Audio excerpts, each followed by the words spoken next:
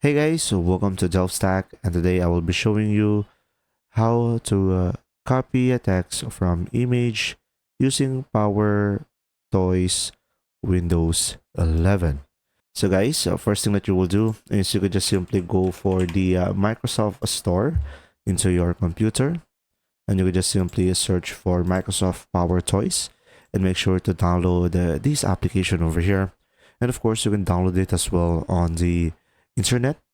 Now, over here, you just simply open it up once you have downloaded it. And now, from here, you will have multiple options or features that you could turn on and off. So the most important feature that we are going to look forward to is over here, the text extractor. So from here, make sure to turn on this feature so we could use it.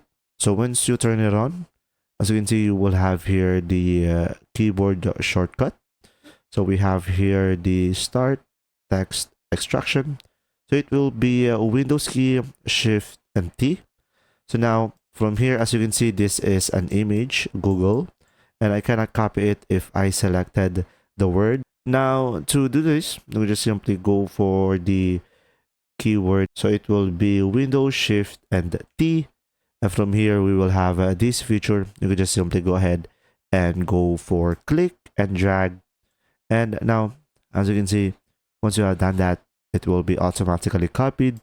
And you can just simply right click on the text that you have and go paste. And as you can see, that is the text on the image that we just copied over here. So pretty much guys, this tool is very powerful, especially if your work is related to many screenshot copying the text. And pretty much over here, you can use this feature. If you found this video helpful, please like and subscribe. And if you have any questions, just simply go ahead and comment down below, and we will do our best to answer them all. And see you in the next video.